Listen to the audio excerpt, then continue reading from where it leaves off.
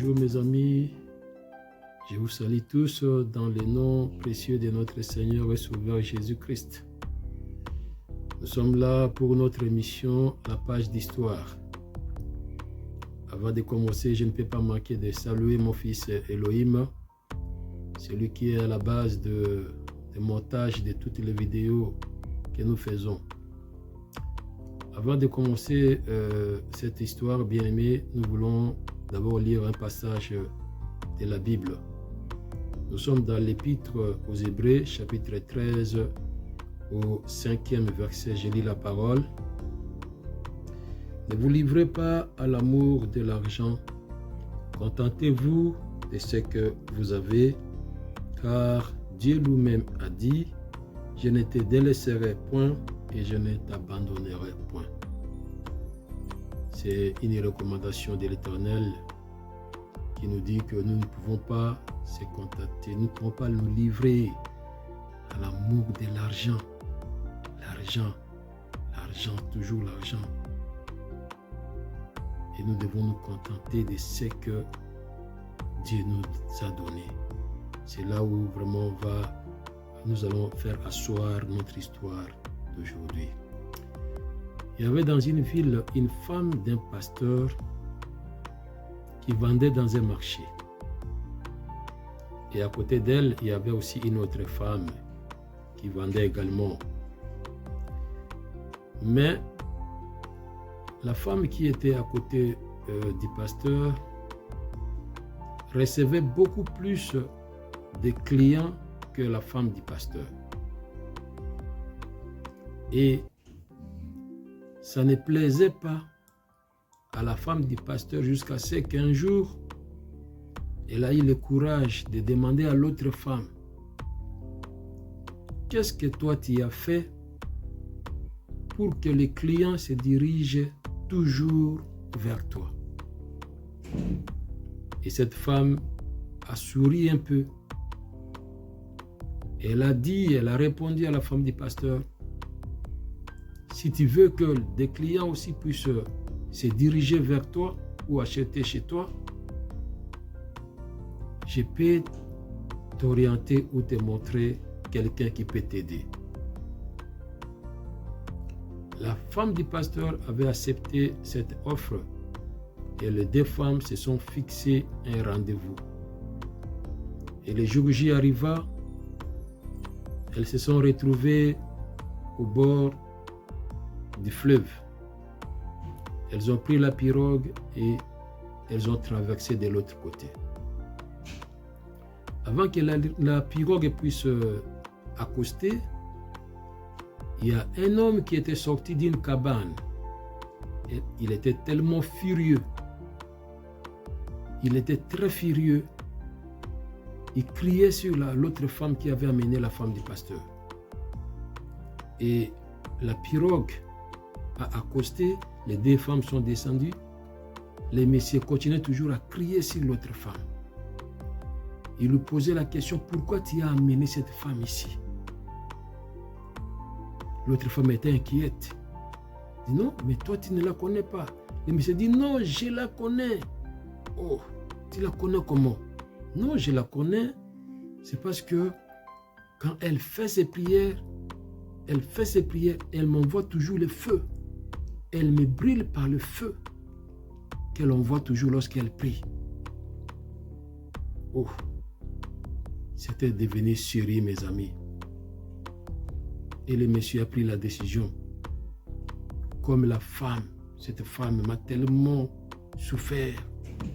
Aujourd'hui, maintenant, c'est mon tour. Comme elle est venue vers moi, dans mon coin, dans mon quartier, elle ne va plus rentrer. La femme qui avait amené la femme du pasteur a commencé à supplier le monsieur. Non, il ne faut pas faire ça. Le monsieur a dit, niet. Elle va rester ici. Le monsieur était vraiment ferme et la femme du pasteur était obligée de rester. Et l'autre femme a pris la pirogue et est retournée. Bien-aimés dans le Seigneur, quelles sont des leçons que nous pouvons tirer dans cette histoire. Jésus, cette parole de Dieu, c'est une parole de vérité. C'est une parole qui a déjà prévu ou bien prédit des choses à l'avance. Dans le paragraphe 2, il est écrit « Contentez-vous de ce que vous avez ». C'est très, très important. Aujourd'hui, ce qui tue notre communauté, c'est quoi? C'est l'envie. On ne veut plus voir l'autre exceller. On ne veut plus voir l'autre avancer. Non, quand quelqu'un avance ou bien quand quelqu'un monte, on se pose des questions. Qu'est-ce qu'il a fait pour qu'il puisse avoir telle ou telle chose? Qu'est-ce qu'il a fait pour qu'il puisse acheter la voiture? Qu'est-ce qu'il a fait pour qu'il puisse acheter la maison? Ce sont des multiples questions qu'on se pose toujours. Mais bien aimés, nous devons savoir qu'il y a plusieurs sources de richesse. Il y en a plusieurs. Tu ne peux pas te poser la question de savoir comment l'autre avance parce que tu ne sais pas. Tu ne sais pas sa source. Tu ne connais pas la source. Tu ne connais pas là où il est allé pour qu'il puisse avoir des moyens qu'il a actuellement. Toi, tu ne connais pas. Nous avons Dieu. Nous avons l'unique source, c'est Dieu. L'unique bénédiction, c'est Dieu. Mais les autres, ce n'est pas le cas. Nous sommes dans un monde où chacun se cherche.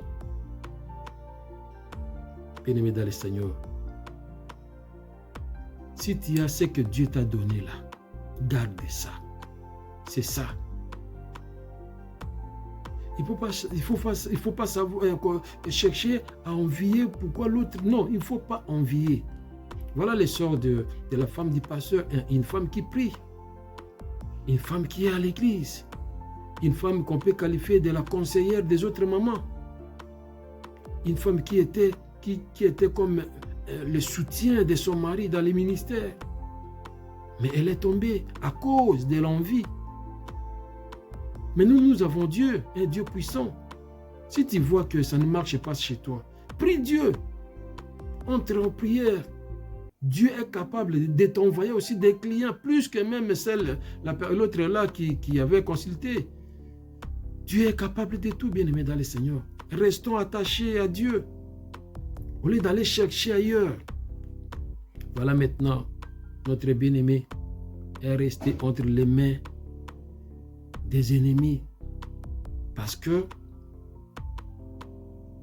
elle priait, et quand elle priait, elle envoyait le feu.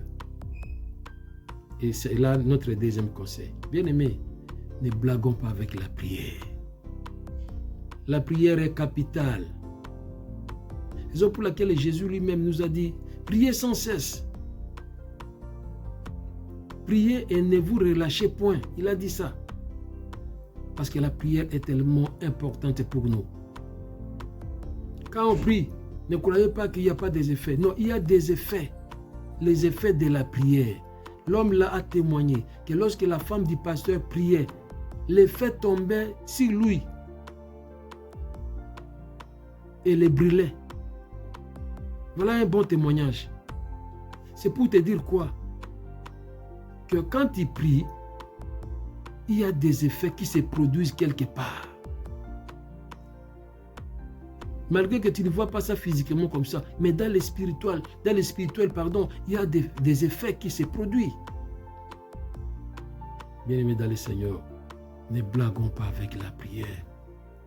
Et quand nous prions, ce que nous devons encore faire, c'est avoir la foi, avoir confiance en Dieu. Parce que cette femme priait effectivement, il y avait des effets, mais comme il ne voyait pas physiquement, elle n'y croyait pas. Or que quelque part, sa prière faisait bousculer, bouger le monde démoniaque. Restons collés à Dieu. Prions régulièrement et ayons confiance, ayons foi à la prière que nous faisons. Contentons-nous de ce que nous avons, ce que Dieu t'a donné. Bien-aimé, contente-toi de ce que Dieu t'a donné. Il ne faut pas chercher comment faire pour arriver à un niveau quelconque. Non, ce n'est pas ça ton problème. Ou comment faire pour rivaliser ou bien égaler telle personne. Non, ce n'est pas ça. Ce n'est pas ça, bien-aimé dans le Seigneur. Dieu t'a donné quelque chose? Oui, contente-toi de ce que Dieu t'a donné. Et tu verras, à la longue, si Dieu t'avait fait une promesse que tu seras tel, ou bien tu seras grand, bien-aimé dans le Seigneur, tôt ou tard, tu seras grand. Mais le problème, c'est de rester tranquille, rester calme, prie, crains Dieu. Au lieu d'aller se donner, au lieu d'aller faire de n'importe quoi, voilà, notre bien-aimé est resté parce qu'elle a voulu aller dans un autre chemin, un chemin bizarre. Ce n'est pas le chemin de Dieu. Même si aujourd'hui on te propose des choses, on te dit non, pour être ça, il faut passer par ça. Non, bien-aimé dans le Seigneur, nous avons un Dieu fort, un Dieu qui fait des miracles, un Dieu qui peut changer ta vie. Même ce soir, même cet avant-midi, même demain, il est capable de le faire. Si la femme du pasteur priait, Dieu allait faire de sorte que des clients puissent venir aussi acheter les articles de la femme du pasteur. Parce que Dieu est capable. Voilà cette histoire, bien-aimée dans le Seigneur. Il y a plein de conseils par rapport à ce que notre sœur a vécu. Ce que nous vous demandons, c'est de garder le calme, sois tranquille et Dieu fera le reste. Que Dieu vous bénisse et n'oubliez pas d'aimer notre page, n'oubliez pas, bien-aimés dans le Seigneur, de nous donner aussi des conseils parce qu'avec vos conseils, nous pouvons petit à petit améliorer. Que Dieu vous bénisse et que sa faveur soit votre partage. Amen.